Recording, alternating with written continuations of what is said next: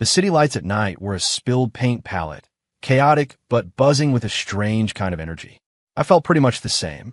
A project had just cratered, and not before the rival team got in a few passive-aggressive jabs that left a bad taste in my mouth.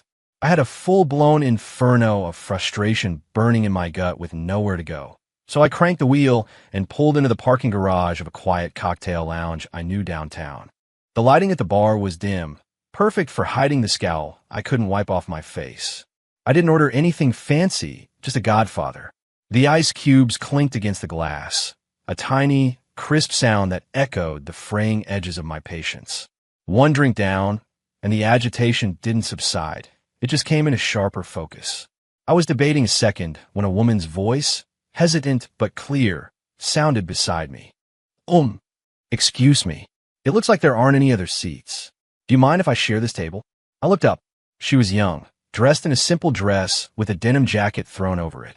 Her face was bare of makeup, and a perfectly pitched, awkward smile played on her lips. Her eyes were bright, like they were holding back a pool of water.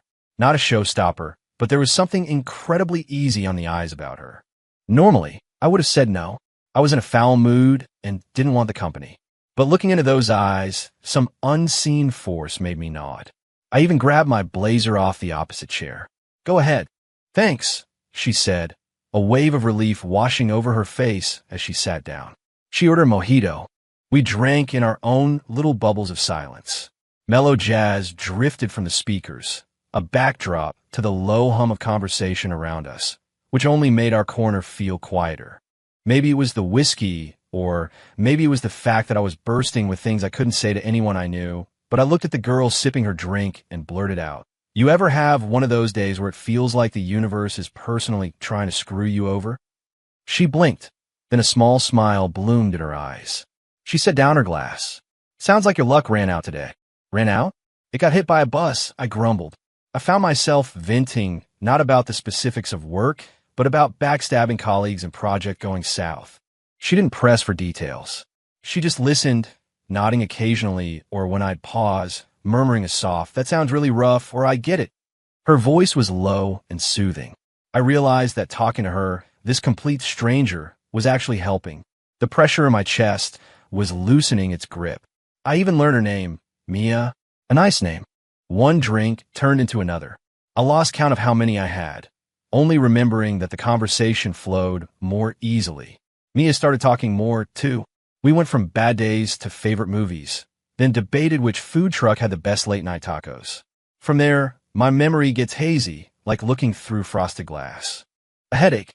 It felt like a crew of tiny construction workers was having a rave inside my skull, complete with jackhammers. That was the first thing I registered as I swam back to consciousness. I forced my gritty eyes open. Unfamiliar ceiling. Unfamiliar light fixture. Wait, unfamiliar? I shot up in bed, the comforter pooling around my waist, a wave of cold air hitting my skin. I looked down. My heart didn't just drop, it plummeted. Stark. Naked. What made my heart actually stop, though, was the indentation in a mattress next to me. A mess of dark hair peeked out from under the covers, rising and falling with even breaths. It was Mia. My brain went into full-on static. What the hell happened last night? I couldn't remember a single thing after talking at the bar. Sharing a table, drinking, talking. And then what? How do we end up in a bed? I froze, not daring to move, barely daring to breathe, terrified of waking her up. My mind raced, tried to pull a single coherent thought from the blank, throbbing void of my memory. Nothing. I was so screwed. I mean, I'm no saint, but I'd never, ever done the whole drunken one-night stand thing, especially not with a girl I just met. As my panic reached its peak, the person next to me stirred. Mia rolled over, her long eyelashes fluttering. Then, those eyes that had been smiling just hours before slowly opened. Our gazes locked. The air turned to concrete. Her eyes went from sleepy to confused, and then her pupils blew wide with shock and disbelief. She instinctively clutched the comforter to her chest, shrinking away from me. Her voice was a scratchy, morning-after whisper laced with panic. "You, we." I was even more panicked than she was, my tongue twisting into a knot. Mia? Look, just let me explain. I have no idea what happened. I drank way too much. She didn't say anything. Her eyes darted down under the covers, and when they flew back up to me, her face was ghost white. Her look was a mix of accusation and, was that the anger of betrayal? Oh God, this was a nightmare. I swear I blacked out. I don't remember anything. If I knew, I never would have. Shut up, she finally said. Her voice was quiet but laced with ice. She wrapped the comforter around herself like a shield, leaving only her pale face and those wide, shamed, furious eyes exposed. Turn around. I moved like a marionette with its strings cut, stiffly turning my back to her. I heard the rustle of clothes, each soft sound landing like a hammer blow on my frayed nerves. All I wanted was to time travel to last night and punch the version of me that decided to get blackout drunk with a stranger. What the hell had I done? The room was terrifyingly quiet, filled only by the whisper of fabric and our suppressed breathing. I stared at the blank white wall, my brain still a useless sludge. I tried again to rewind. How did it get to this point? What happened after we left the lounge? Who suggested going somewhere else? Or did we just? Nothing. My memory was a movie that cut to credits, right in the middle of a scene at the bar. I'm dressed. I slowly turned back. She was fully dressed, standing by the bed and twisting the hem of her jacket between her fingers. A sliver of sunlight cut through a gap in the curtains, splitting her face into light and shadow. I couldn't read her expression, but the hard line of her jaw screamed tension and discomfort. Mia, I started, taking a deep breath to sound as sincere as possible, even though I felt like the world's biggest scumbag. I want to formally apologize for anything I might have done last night that was out of line. I was drunk, I wasn't in my right mind, but that's no excuse. She looked up, cutting me off. Her gaze was complicated, meeting mine for a second before flicking away. What's the point of saying that now? Her voice was low. It happened. She snatched her phone and purse from the nightstand, her movements hurried, as if she couldn't bear to be in the room a second longer. I'm leaving. Wait, I called out. Your number? We need to talk this out. Or, how can I make this right? The words felt hollow, even as I said them. How do you make right something like this? She paused at the door, but didn't turn around. Don't bother. Her voice was cold, deliberately distant. Let's just call a mistake. It's better if we forget it. And with that, she practically ran out of the room, the door clicking softly behind her. I was alone, with nothing but the faint, lingering scent of her perfume in the air. I collapsed back onto the bed, burying my face in my hands, rubbing my throbbing temples. Forget it? Easy for her to say. How was I supposed to just forget this? I raked my hands through my hair in frustration and started getting dressed, feeling like a zombie. As I pulled on my pants, I reflexively checked my pockets. Wallet, phone, all there. I opened my wallet. Cards, cash, nothing seemed to be missing. A wave of relief washed over me, immediately followed by a tide of self-loathing. She clearly wasn't that kind of person. My first instinct to check if I'd been robbed was just pathetic. Dressed, I took in the unfamiliar room. Standard hotel decor, nothing personal. My eyes landed on the rumpled bed, the deep wrinkles a silent testament to the night's chaos. I walked over and clumsily tried to straighten the comforter, tried to erase the evidence, but I couldn't erase the knot in my stomach. At the front desk, the clerk gave me a professional smile. Checking out 1208, sir. Here is your security deposit. I took the cash, hesitated, then couldn't stop myself from asking the woman who was with me. The clerk's smile remained, but her eyes grew wary. I'm sorry, sir. We can't disclose information about our guests. I shut my mouth, feeling like an idiot. I took my money and walked out of the hotel lobby with heavy steps. The morning sun was blinding. I squinted, feeling like a survivor crawling out of some surreal, nightmarish dream, completely exhausted. Back in my apartment, which felt particularly empty, I threw myself onto the couch. The failure of the project and the chaos of the morning tangled together, weighing me down. I picked up my phone and opened my contacts, searching automatically. Last night at the bar, did Mia and I exchange numbers? The memory was a blur, but I had a vague impression that we had. I scrolled through my recent contacts several times. No Mia, or anyone who could be her. Did she delete me? Or was I just imagining it? I tried typing Mia into the search bar. Nothing.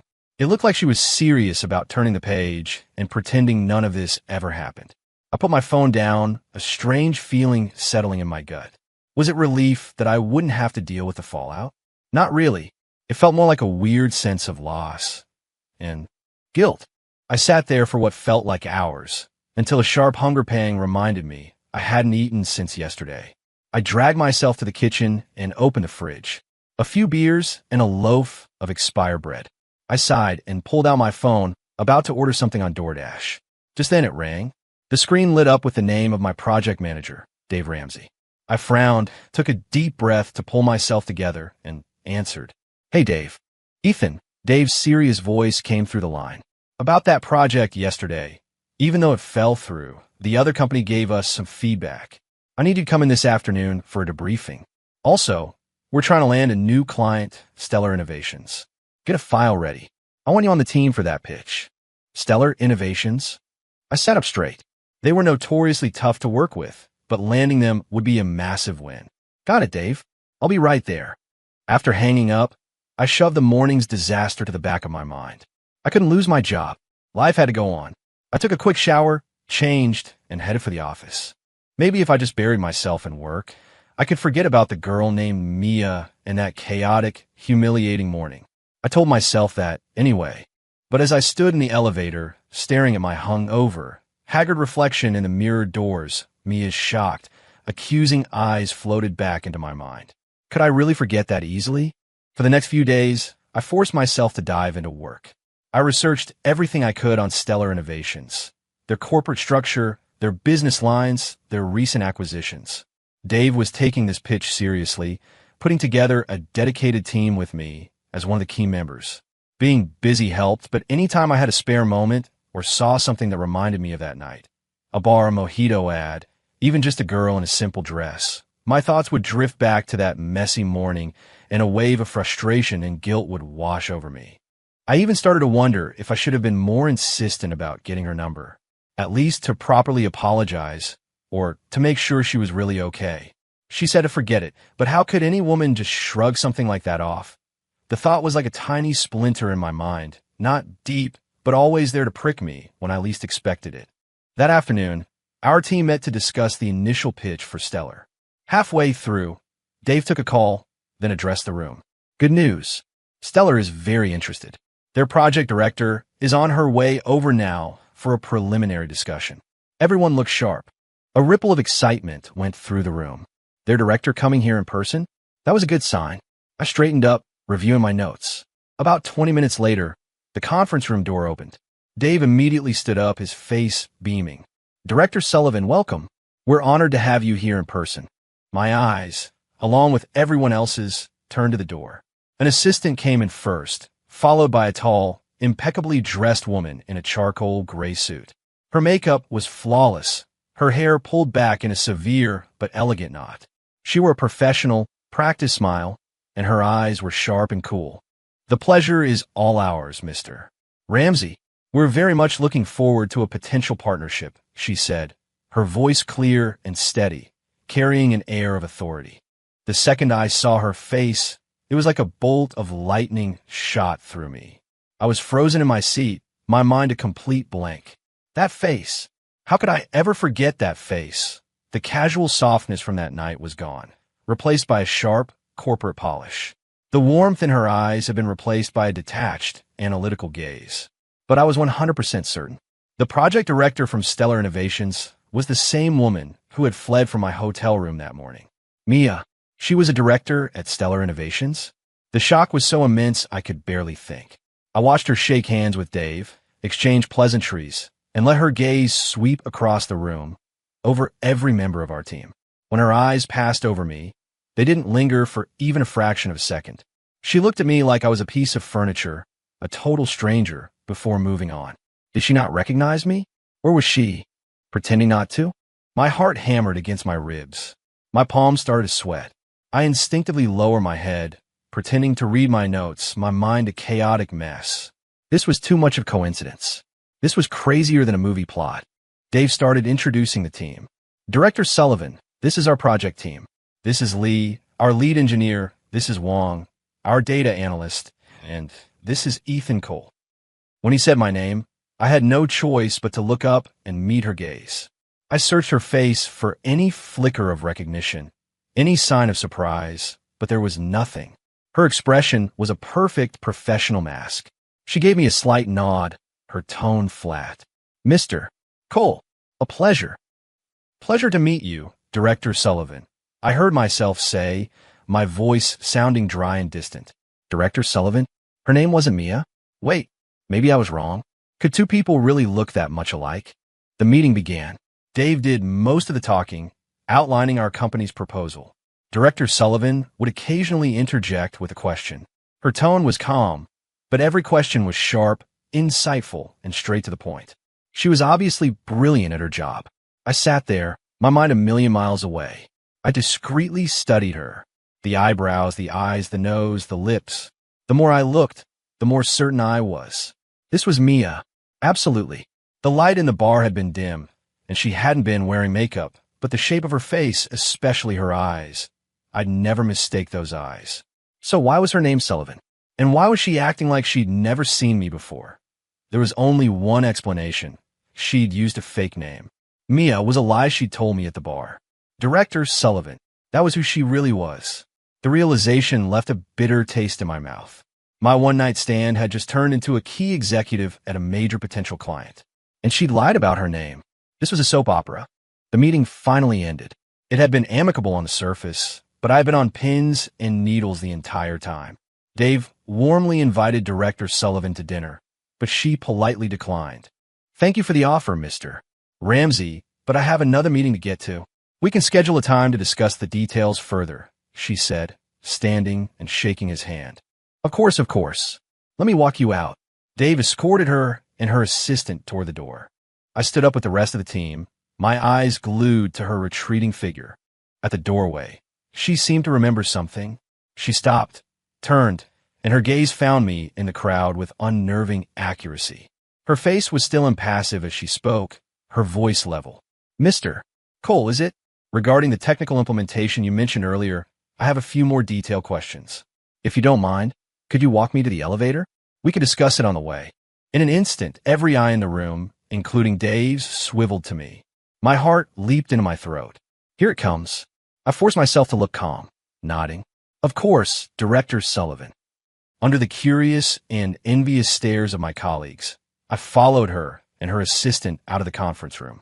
The hallway was quiet, the only sound the crisp click of her heels on the polished floor. Her assistant tactfully fell a few steps behind.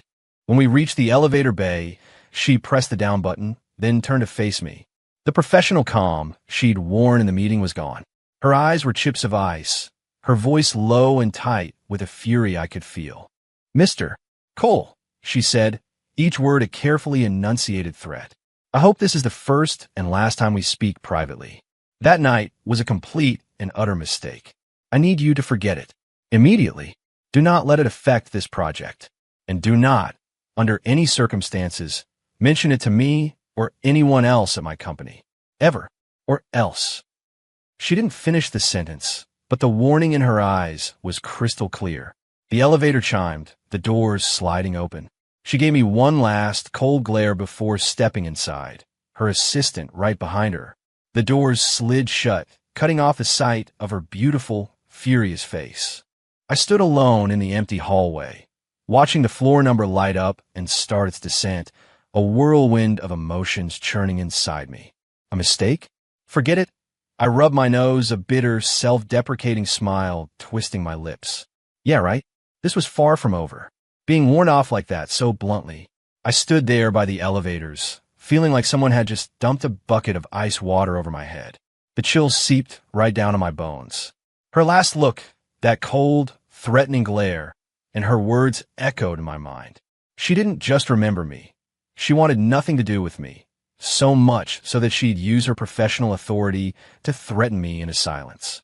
Any small, strange flutter of excitement I'd felt at the coincidence was instantly extinguished, replaced by a complex cocktail of humiliation, frustration, and a flicker of defiance. When I got back to my desk, my coworkers swarmed me. Ethan, nice one. Getting singled out by Director Sullivan already. What did she talk to you about? Did she like our proposal? Man, you've got some luck. getting one-on-one time with a director that gorgeous. I forced a smile and mumbled something vague. Nothing much, just some technical questions. She's all business. I didn't want to talk about it. I sat down and pretended to be engrossed in my computer screen. My mind, however, was anything but calm. I kept replaying her performance in the conference room. Poised, professional, radiating authority. It was like she was a different person from the girl at the bar with the slightly awkward smile who had listened to me complain. Which one was the real her? Or were they both just parts of a whole? And she was clearly terrified of that night coming to light. The threat made that obvious. It had to be because of her position. A young, successful director at Stellar Innovations. A scandal about a one-night stand with an employee from a potential vendor would be disastrous for her career. Thinking about it that way, my defiance softened a little, but the sting of humiliation remained. I wasn't some creep, but she was treating me like I was radioactive and warning me off to my face. That hurt. The next few days were a blur of intense work. Stellar sent back their feedback quickly, demanding a more detailed proposal. As the lead on the technical side, I poured all my time and energy into it. We had another meeting at their offices. She was there. Throughout the entire meeting, she remained impeccably professional and distant. Aside from necessary work-related questions, she never looked at me, never betrayed a hint of personal feeling. I played along, keeping it strictly business, as if we really were just two professionals meeting for the first time. But I could feel it. Underneath her deliberate ignorance was a tense, coiled vigilance. Like an animal that senses danger, she had all her quills up. This weird dynamic continued until we reached the final stages of the proposal. Dave organized an internal review, a dress rehearsal for the big pitch. I was responsible for presenting the core technology section. I was well prepared, my presentation clear and logical. After I finished, Dave nodded, satisfied. Excellent, Ethan. That section is solid. But there's one think we can refine a bit. After the meeting, I stayed late to incorporate his feedback. Before I knew it, the office was dark and empty. The only sound was the clicking of my keyboard. I stretched, rubbing my tired eyes, and was about to pack up when my phone lit up. A friend request on WhatsApp. I picked it up and tapped on the notification. The username was a simple S. The profile picture was the default gray silhouette. The request message was just 3 cryptic words. Look out your window. I froze for a second, then instinctively turned to the floor-to-ceiling window of my office. Outside, the city was a glittering tapestry of lights. My office was on the 18th floor, with a clear view of the skyline. Nothing out of the ordinary. I frowned, thinking it was a prank call or a wrong number. I was about to ignore it when my finger paused. S. Sullivan. An absurd thought popped into my head. Could it be her? I hesitated, then tapped accept. The moment I did, a message came through. S. You're still at the office? S. Look up. At the building across the street. My heart skipped a beat. I looked again, this time focusing on the office building opposite mine, the one that housed Stellar Innovations. Most of its floors were dark, but a few windows were still lit. My eyes scanned the lit windows and finally settled on one. Behind the glass, I could just make out the silhouette of a person. Too far to see a face, but I had a powerful gut feeling. It was her. I grabbed my phone and typed back. Ethan, Director Sullivan, S. S. Image attachment. The photo was clearly taken with a phone through a window aimed directly in my building and my specific still-lit office. It was a bit blurry, but I could clearly see the shape of a person sitting at my desk, hunched over a laptop. It was me. A jolt went through me. I looked across at her window. The silhouette moved, holding something. Was she taking pictures of me? Ethan, are you spying on me? S. Was just leaving. So your light was still on. S. You work hard, Mr. Cole. I stared at the screen, unsure how to respond. What was this? First, she warned me to stay away, and now she's sending me cryptic late-night texts and taking pictures of me. My fingers hovered over the keyboard. Ethan, looks like you're working pretty late yourself, Director. S. A project deadline. Ethan, S. The conversation stalled. I waited. I had a feeling she didn't add me, just to exchange pleasantries about her work habits. Sure enough, after a long pause, the typing bubble appeared and disappeared a few times before a new message came through. S. That morning, I wasn't very fair to you. It was all so sudden. I kind of Lost my cool. I stared at the message, stunned. I never expected the ice-cold director Sullivan to bring up that morning, let alone apologize for her attitude. This was completely unexpected. I chose my words carefully. Ethan, it's understandable. I was outlined too. I drank way too much. I apologize again for my behavior. No need. Like I said, it was a mistake. But it's a mistake that needs to stay in that hotel room. At work, we are nothing more than colleagues on opposite sides of a deal. Her meaning was clear. An apology was one thing, but the boundary was not moving. The flicker of something strange I'd felt moments before died down again. I typed back a single word. Ethan, understood. She didn't reply after that. I looked up at the window across the way. The silhouette was gone. The light in her office was off. She was gone. I stared at the simple S on my phone screen, a strange mix of feelings churning inside me. The fallout from this mistake was turning out to be a lot more complicated than I ever could have imagined. After that late-night text exchange, my interactions with Director Sullivan, I found out her first name was Hannah from an internal email chain, settled into a strange kind of equilibrium. On the surface, everything was strictly professional. Our communication was limited to emails and formal meetings. Hannah's demeanor was still that of a cool, detached executive, as if her brief, almost vulnerable apology had never happened. But I could feel a subtle shift. The tense, almost hostile vigilance was gone. At least now, she didn't look at me like I was a ticking time bomb. The project moved forward, entering its final, crucial phase. Our teams had to meet frequently to iron out the details. One afternoon, the meeting was at our office and dragged on until well after sunset. As we were wrapping up, the sky opened up. A torrential downpour started, hammering against the windows. "Wow, look at that rain," Dave said, peering outside. "Director Sullivan, why don't I have the company driver take you home?" Hannah was gathering her files. "That's very kind, Mr. Ramsey, but there's no need. I can just get an Uber." "You'll have a hard time getting one in this weather," Dave insisted. He glanced around. "Ethan, you drove, right? Why don't you give Director Sullivan a lift?" I froze mid-motion, stuffing my laptop into my bag. I looked up and my eyes met Hannah's. A flicker of something, resistance maybe, crossed her face before she masked it. "Really, it's no trouble," she said, trying to decline again. I knew she didn't want to be alone with me outside of work. I wasn't exactly eager for an awkward car ride myself, but looking at the sheets of rain and the heavy briefcase in her hand, I found myself speaking up. "Director, with this weather, you'll be waiting for a ride for at least an hour. My car's in the garage downstairs. It's no trouble, really." Dave jumped in to support me. "There you go. Let Ethan drive you. Safety first. You two can even talk about that last technical point on the way. Ethan, you make sure the director gets home safe." With both of us insisting, it would have been rude to refuse again. Hannah was silent for a moment, then finally gave a small nod, her voice quiet. "All right. Thank you, Mr. Cole." "No problem," I said, grabbing my keys. We rode the elevator down to the parking garage in a heavy silence. My car, a standard black SUV, was reasonably clean. I opened the passenger door for her. After a slight hesitation, she murmured a thank you and slid in. The confined space of the car seemed to amplify her presence. The faint, clean scent she wore, something classier than perfume, was more noticeable now. I felt a little awkward and cleared my throat as I started the engine. The windshield wipers fought a losing battle against the deluge. Traffic was crawling, headlights blurring into halos in the rain-streaked darkness.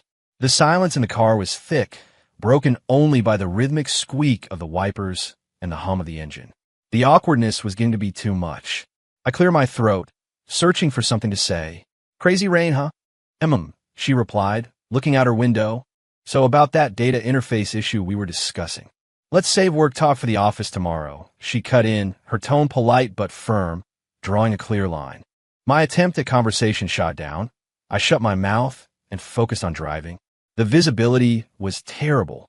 At a red light, I gently braked, the tires hissing through a deep puddle. Suddenly, a car from the next lane swerved, trying to cut in front of me at the last second. "Watch out!" Hannah gasped, her body tensing. My reflexes kicked in. I jerked the wheel and tapped the brake, narrowly avoiding a collision. The other car sped off, horn blaring. "You okay?" I asked, steadying the car and glancing over at her. Her face was pale. The near miss had clearly shaken her. She nodded, her voice a little tight. I'm fine. Her knuckles were white where she gripped the seatbelt. I noticed the small gesture. The invincible director Sullivan got scared just like anyone else. Don't worry, I said, try to lighten the mood. I'm a pretty good driver. She glanced at me, not saying anything, but I saw her shoulders relax just a little. We drove the rest of the way in silence. But after that little jolt of adrenaline, the tension in the car seemed to have dissipated slightly. Following her directions, I pulled up to the gate of a sleek, modern apartment building. You can just stop here. Thank you, she said, unbuckling her seatbelt. Okay, be careful, it's slippery out there. She opened her door, popped an umbrella, and hurried through the gate, disappearing into the manicured grounds of the complex. I watched until she was out of sight, only snapping out of it when the car behind me honked. I put the car in drive and merged back into traffic. Her scent seemed to linger in the car. I shook my head, trying to clear it of any stupid ideas. It was just a favor for a colleague. A ride home. That's all. So why did I have this strange, unsettled feeling in my chest? The project reached its climax, the final presentation. This meeting would decide everything. Senior executives from both companies would be there. The pressure was immense. Our team had been working around the clock, polishing every slide, anticipating every possible question. As the lead technical presenter, most of the weight was on my shoulders. The night before, I was in the conference room alone, practicing my part until my voice was raw. My throat was dry, and my mind was buzzing from hours of intense focus. I reached for my water bottle and found it empty. I got up to head to the break room. Walking through the deserted office, I noticed a single light on at a temporary workstation near the hallway. Was that Hannah's desk? The Stellar team had been co-working from our office for the past few days. Was she still here? I paused, then, against my better judgment, I changed course and walked toward the light. She was hunched over a laptop, brow furrowed in concentration. The glow from her desk lamp softened the sharp lines of her face, making her look less like a formidable director and more like just a person tired and stressed. She must have heard me approach because she looked up. Surprise flickered in her eyes when she saw me, quickly replaced by her usual neutral expression. Mr. Cole, you're still here. Just running through my part one last time, I said, holding up my empty bottle. Getting some water. You're working late too. Just double-checking the final data sets for tomorrow, she said, rubbing the bridge of her nose. I could see the fatigue in her eyes. I noticed her own water glass was empty and her lips looked a little dry. Want some water? I can grab you a glass. She seemed taken aback by the offer. She glanced at her empty glass, then back at me. After a moment's hesitation, she nodded. Thank you. I went to the break room and returned with 2 glasses of water, placing one on her desk. Thanks, she murmured, taking a sip. Another silence fell between us. But this time it wasn't awkward. It felt more like a shared moment of camaraderie. 2 soldiers in the trenches before a big battle. How's the presentation looking? She asked, her eyes still on her screen, as if it were a casual afterthought. I think it's ready, I said, leaning against the cubicle wall next to her desk. All we can do now is perform. Your section is critical, she said, her fingers tracing a line on her laptop's trackpad. Her tone was flat, but her next word surprised me. Your logic is sound, and you have a real talent for explaining complex concepts. If you just deliver it like you practiced, you'll be fine. Was she complimenting me? I was genuinely surprised. I looked at her, still focused on her screen, and suddenly felt like I was seeing a different side of her again. Underneath the icy, protective shell, she was just a person who worked hard, felt the pressure, and could appreciate good work from a colleague. Thanks, I said, a genuine smile forming. And thank you for staying late to make sure we're all set for tomorrow. Her fingers paused on the keyboard. Without looking up, she said simply, it's my job. I looked at her, and the question that had been bouncing around in my head for weeks finally came out. That night at the bar. Why did you use the name Mia? The air crackled. Her hand stopped moving completely. She lifted her head and looked at me, her expression a complex mix of surprise, annoyance, and a flash of vulnerability like I just touched a raw nerve. Does it matter? She asked, her voice turning cold again. No, I said, holding her gaze. I was just curious. The woman who listened to me complain about my job and debated taco trucks with me seems very different from the director Sullivan I see at work. She stared at me, her lips pressed into a thin line, as if trying to decipher my motives. After a long moment, she looked back at her computer, her voice tinged with a weariness I'd never heard before. Everyone needs a break from reality sometimes. That night, I just want to be a stranger, have a quiet drink. She paused, then added, her voice laced with self-deprecation. Unfortunately, I picked the wrong night. Her last words stung.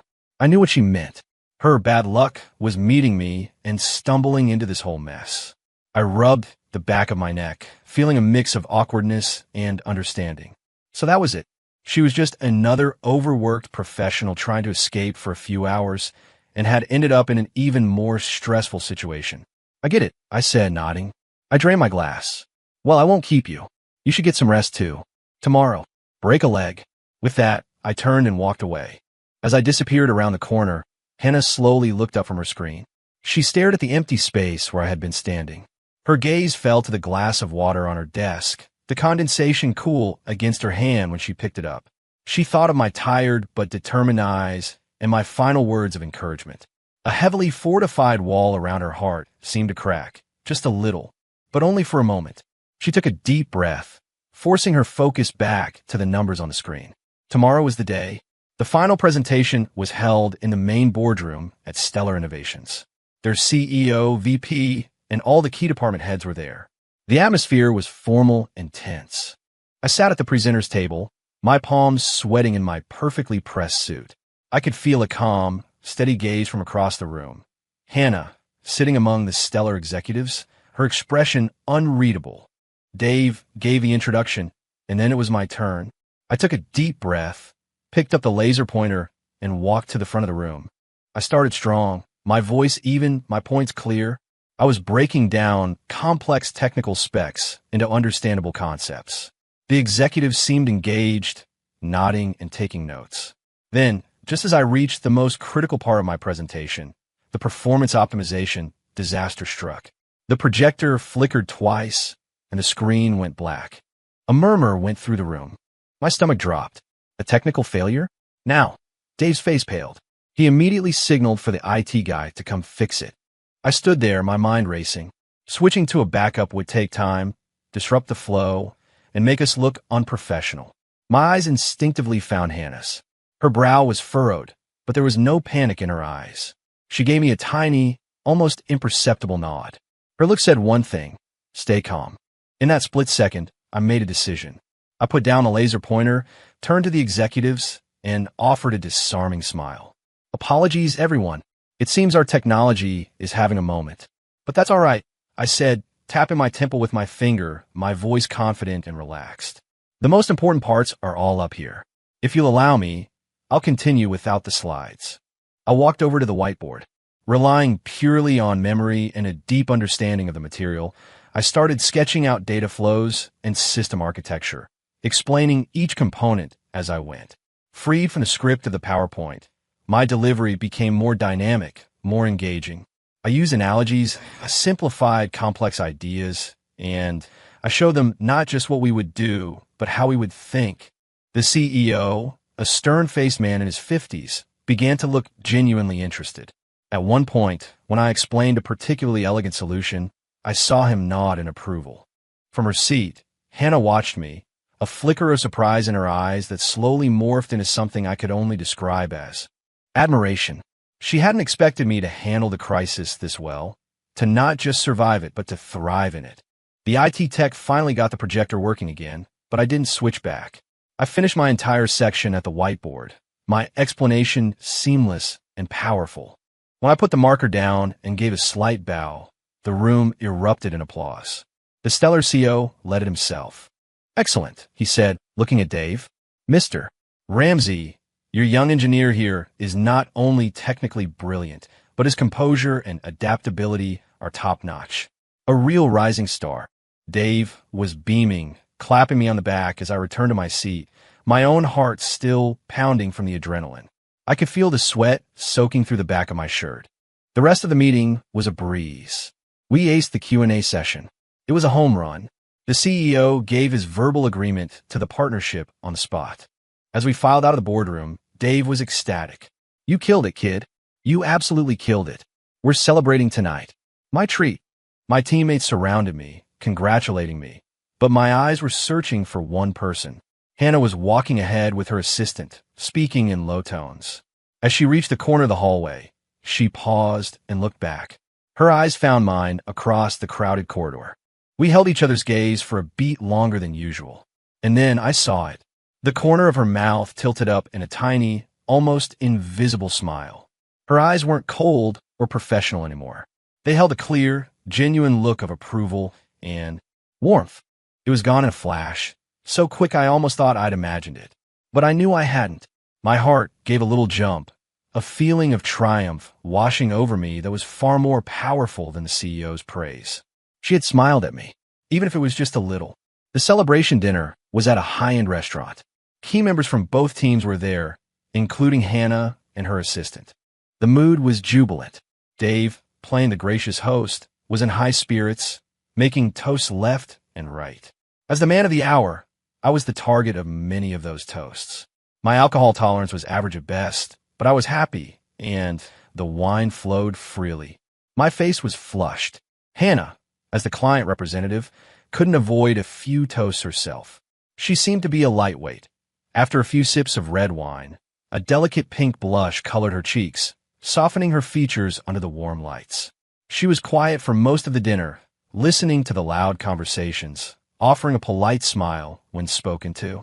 Even surrounded by my celebrating colleagues, my attention kept drifting to her. I noticed how she barely touched her wine, how she tucked a stray strand of hair behind her ear, how the flush on her cheeks deepened when she laughed at one of Dave's jokes. My heart was beating a little too fast. I blamed the wine. Later in the evening, I excused myself to the restroom, needing a break from the noise. In the quiet hallway, I splashed cold water on my face, staring at my reflection in the mirror. All I could see was Hannah's fleeting smile. I shook my head, trying to get a grip. She'd warned me. The deal was just starting. I couldn't. Walking out of the restroom, I stopped. Hannah was standing at the end of the hall, by a large window, looking out at the city lights. Her silhouette looked slender and a little lonely. I hesitated, then walked toward her. She turned at the sound of my footsteps, not looking surprised to see me. "It was getting a little loud in there," I said, standing beside her and looking out the window. She agreed. We stood in a comfortable silence, the muffled sounds of the party a distant backdrop. "Hey, thank you," I said suddenly. She turned to me, a question in her eyes. "For what?" "For the nod," I said. "When the projector died. If you hadn't given me that look, I probably would have panicked." She seemed to understand. She turned back to the window. "That was all you. Your quick thinking had nothing to do with me." "It did," I insisted. "That nod was everything." She was quiet for a moment. "You were brilliant," she said softly. The part without the slides was even better than the presentation. Her voice was low, and for the first time, it held no professional distance. A warmth spread through my chest. Hearing that from her meant more than anything else that had happened today. I was terrified, actually, I admitted with a self-deprecating laugh. My back was soaked with sweat. A real, genuine smile touched her lips this time. I could tell. "Your hands were shaking a little. Was it that obvious?" I asked, rubbing the back of my neck. "Just a little," she said, the smile still lingering in her eyes. Looking at her, so relaxed and open, the thought I'd been suppressing for weeks pushed its way to the surface.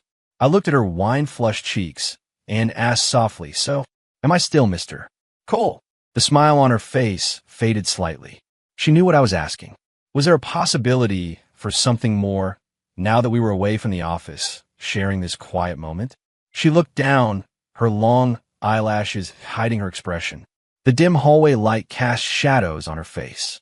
Just as I thought she was going to shut me down again, she looked up, her eyes full of a complex emotion, and her voice, though quiet, was perfectly clear. "Ethan." She said my name. Not Cole. Ethan. Hearing it from her lips felt strangely intimate. My heart felt like it was going to beat out of my chest. I watched the indecision, the struggle in her eyes, and an impulse I couldn't control took over. I took a step closer. She instinctively leaned back against the cold glass of the window, a flicker of alarm in her eyes, but she didn't move away. We were so close, I could feel the warmth of her breath, smell the faint, clean scent of her hair, mixed with a hint of wine. I looked down at her, my voice raspy with nerves and hope. So, what should I call you? Hannah? Or Mia? She looked up at me, her chest rising and falling quickly. Her eyes darted back and forth, as if she were having an intense internal debate. Finally, with a soft, almost inaudible sigh, she closed her eyes. Whatever you want. Those 3 words were all the permission I needed. I leaned down and kissed her. Her lips were soft and cool from the wine. Her body was stiff for a second, but then her hand, which had been resting on my arm, tightened its grip. She didn't push me away. Outside the window, the city lights glittered silently, witnesses to the kiss that changed everything. On one side of the door was a loud, boisterous party. But here, in the quiet hallway, was a new beginning. Uncertain, risky, but overwhelmingly tempting. That kiss in the hallway opened a new chapter, but it didn't magically solve everything. It was less a clear path forward and more a tentative step into a gray area between mistake and colleagues. The next day at the office, Hannah was back to her professional self, as if the person who'd softened in my arms was just a dream. But I noticed the small things. She no longer looked at me with suspicion. Sometimes, during meetings, her gaze would linger on me for a moment too long, and she stopped actively avoiding being alone with me. Though when we were, the air was still thick with a charged, unspoken tension. I didn't push it. I knew that for someone like her, even acknowledging this quiet, simmering thing between us was a huge step. I needed to be patient. The project moved into a smoother phase, with less need for late nights and high-stakes meetings. Our interactions became mostly professional again. Then, one Friday afternoon, a message from S popped up on my phone. S, are you free tonight? My heart did a little flip. Ethan, I am. What's up? S, I need you to go somewhere with me. Ethan, where? S, you'll see when we get there. After work, I followed the address she sent me to an older neighborhood on the west side of the city. It was quieter here, the streets lined with huge sycamore trees that canopied over charming little shops. I parked and waited. A few minutes later, Hannah got out of a rideshare. She was dressed down in a simple white t-shirt and jeans, her hair in a loose ponytail. Without makeup, she looked younger, more like the Mia I'd first met at the bar. You made it, she said, her tone easy and casual. Here I am, I said, curious. So, where are we going? Just follow me. She turned and led the way down a quiet side street. We ended up in front of a small, unassuming shop with a hand-painted wooden sign that read, The Knitted Bear Nook. A knitted bear nook? Hannah pushed the door open and went inside. The shop was cozy, bathed in warm light. Shelves everywhere were filled with adorable, hand-knitted teddy bears of all shapes and colors. The air smelled of yarn and lavender. An elderly woman with kind eyes and a head of white hair sat behind the counter, knitting a small pink bear. Hannah, dear, you're here, she said, her face lighting up. Her eyes shifted to me. And you brought a friend today? Hi, Mrs. Gable, Hannah said, a shy, relaxed smile on her face that I'd never seen before. I wanted him to see the place. She turned to me. Mrs. Gable makes all these by hand. I like to come here when I'm stressed out. Just looking at the bears helps. Her voice got softer. The night we met. I just come from here. I looked at her, and suddenly it all clicked into place. This warm, whimsical little shop was her sanctuary, the one place she could let all her guards down. And Mia wasn't a lie, not really. It was the part of her that existed here, in this haven, away from the crushing pressure of her corporate life. I looked around at the sweet, silent bears, then back at the woman beside me, who seemed like a completely different person. A wave of tenderness washed over me. They're amazing, I said softly, my eyes on her face. She seemed a little embarrassed and turned to examine a bear with a tiny blue bow tie. Mrs. Gable smiled knowingly at us. Hannah's a wonderful girl, she said to me. Hannah's a wonderful girl, she said to me. She just keeps herself wound up too tight. It's good that you're here with her. I smiled back, my chest feeling full. I watched Hannah trace the stitches on the little bear, the light catching in her eyelashes. In that moment, I knew this wasn't about guilt or curiosity anymore. I was genuinely falling for this woman, with her ironclad armor and her secret, soft heart. We left the shop as dusk settled, finding a quiet little diner for dinner. The atmosphere was more relaxed than it had ever been. Hannah even told me a few funny stories about work, her guard finally, truly down. "Thank you for coming with me tonight," she said as we walked back to my car. "Thank you for showing me," I said, looking at her, "for letting me see a different side of you." She met my gaze, her eyes shining in the dim light. "Ethan, I've been so conflicted. I know. That night was a mistake. Warning you off was fear. Fear for my job, for my reputation, fear of everything." She spoke slowly, carefully, but then seeing you at the presentation, seeing you handle everything. I don't know. I guess I'm not as scared anymore. She took a deep breath, as if steeling herself. "We can try this. But at work, nothing can change. And I don't want anyone to know. Not yet." My heart hammered in my chest. This was it. This was the opening I'd been waiting for. "Okay," I said, my voice firm, my eyes locked on hers. "I understand. At work, we're colleagues. And this is just for us. I can do that." A real, genuine smile spread across her face. "Okay. Goodbye, Ethan." "Goodbye," I smiled back, Hannah. This time, saying her name felt like coming home. I watched her taxi drive away, feeling like the moon had never looked so bright. Try. It was a beautiful word. Try launched us into a secret, thrilling chapter of our lives. At the office, we were masters of discretion, maintaining a perfect professional distance. To the outside world, we were just two colleagues who worked well together. But in private, everything was different. We had secret dates on weekends. We'd see late movies, our hands intertwined in the dark. We'd find tiny, hole-in-the-wall restaurants and share a bowl of noodles. Mostly, though, we'd hang out in my apartment. I'd play video games while she read dense business books or knitted. She'd actually started learning from Mrs. Gable. Her first few bears were lopsided monstrosities, but she loved it. I loved watching her, her brow furrowed in concentration as she counted stitches. I learned all her secrets, that she was scared of the dark and slept with a nightlight, that she had a massive sweet tooth but was always too professional to indulge in the office bake sales, that she was a powerhouse at work but a little absent-minded at home, constantly misplacing her keys. I'd always find them for her, and she'd give me this look, a mix of exasperation and affection, that made my heart melt. It wasn't always perfect. Her work habits sometimes bled into our personal life. She'd slip into director mode, giving orders instead of making suggestions. At first it bothered me, but I learned to gently tease her out of it. "Director Sullivan," I'd say with a grin, "it's after 6 p.m. Time to clock out." She'd always blush and relax. Our secret felt precious, like a delicate plant growing in the cracks of a concrete world. The secrecy itself added a layer of excitement to everything. But you can't keep a secret that big forever. The project concluded with a massive signing ceremony and celebratory gala. It was a huge industry event. Hannah and I both had to be there.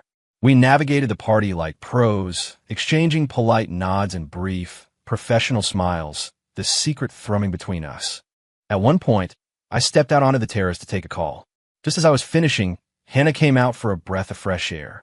We smiled at each other, the first real smile of the night, but before we could speak, the curtain to the terrace swished open.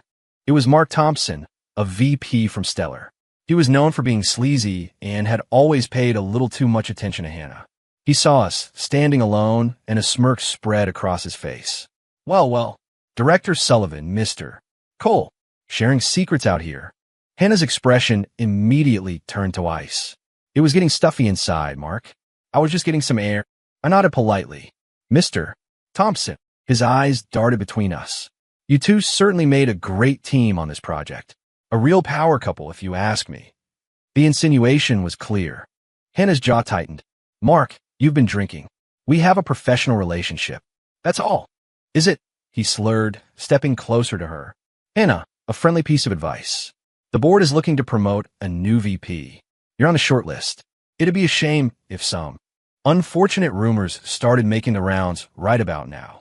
It was a blatant threat. He was using her career against her. The color drained from Hannah's face. A hot rage flared in my chest, but I held it back. I stepped smoothly between them, my smile polite but my eyes hard. Mr. Thompson, you don't have to worry. Director Sullivan and I are both professionals. The project's success was due to teamwork. Anything else is pure fantasy. My firm, calm response seemed to throw him off. He grumbled something under his breath and retreated back into the party. The terrace was silent again, but the mood was ruined. Hannah was staring at the ground, her shoulders trembling with fury and humiliation. I wanted to hold her, but I couldn't. Not here. I'm sorry, I said quietly. This is my fault. She looked up, her eyes flashing. No, it's not your fault that men like him exist. She took a shaky breath, her resolve returning. But he's right about one thing. This is a critical time for me. We need to cool it for a while. Her words were like a punch to the gut. I knew she was right, but it still hurt. Okay, I heard myself say. I understand. For the rest of the night, we didn't speak. I watched her work the room, a perfect picture of grace and control, and my heart ached for the vulnerable woman I'd just seen on the terrace. The days that followed were miserable. We barely texted. We didn't see each other. It felt like she was a million miles away. I hated it. I hated feeling helpless while she dealt with the pressure alone. I hated that our relationship had to hide in the shadows. I wanted to stand by her side, out in the open. That thought took root and wouldn't let go. A few days later, I drove to her apartment building without telling her. I sat in my car, looking up at her lighted window, and called her. Hello. Her voice was tired. I'm downstairs. There was a pause. What? Why? We agreed. I need to see you, I said, my voice firm. Come down, or I'm coming up. Wait there. 10 minutes later, she hurried out, wrapped in a cardigan. She slid into the passenger seat, frowning. Ethan, what's wrong? I just looked at her. She looked exhausted. Hannah, I said, my voice serious. Let's go public. She stared at me. What? I'm done hiding, I said, my gaze intense. I am done letting jerks like Thompson make you feel like you have to choose between me and your career. I want to be with you for real. I want to be able to pick you up from work and stand up for you when someone gives you crap, not just watch from the sidelines. I took her hand. It was cold. I know you're worried, but you are brilliant enough to get that promotion on your own merit. You don't need to sacrifice your happiness for it. And you have me. I'll work harder. I'll be better. I'll become someone who deserves to stand next to you, so you never have to feel ashamed or pressured for choosing me. She just stared at me, her eyes wide, my words hanging in the air between us. Her hand, held tight in mine, felt like an anchor. I could see the walls she'd built around her heart begin to crumble. She'd always been so strong, so independent. But hearing me say that, seeing the absolute conviction in my eyes, she didn't have to be strong alone anymore. Her eyes welled up with tears. She squeezed my hand back, her voice thick with emotion. Are you sure? There will be gossip. It could affect.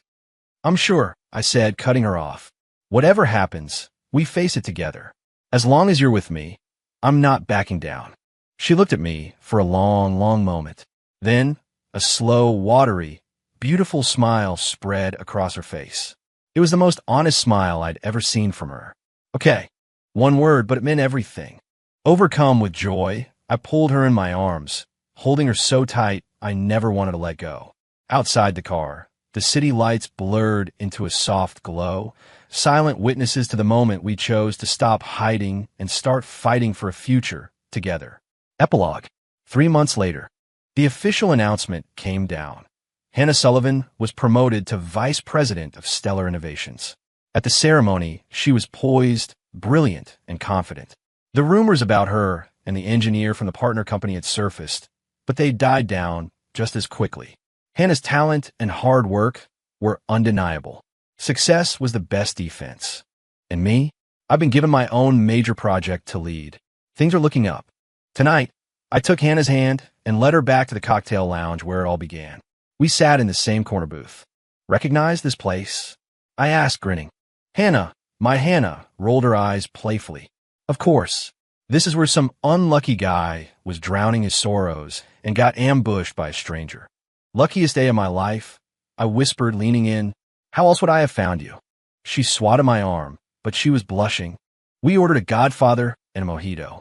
Our glasses clinked. I have something for you, I said, sliding a small box across the table. She opened it. Inside wasn't a ring, but a lopsided, clumsily made, knitted bear keychain. A small red H was stitched crookedly onto its chest. "Did you?" she asked, her voice full of wonder as she picked up the ugly, cute little bear. "I've been taking secret lessons from Mrs. Gable," I admitted, scratching the back of my head. "It's not very good, but I was hoping it could hold your keys for you. And maybe you could hold on to me, too." Hannah looked from the lumpy little bear, so full of heartfelt effort, to my hopeful, nervous face. Her eyes shone. She clutched the bear tightly in her hand and nodded, her voice choked with happy tears. Okay. Outside, the night was soft and quiet. Inside, I was with the woman I loved. A chaotic, drunken mistake had somehow, miraculously, become the sweetest thing in my life. Our story was just beginning. End.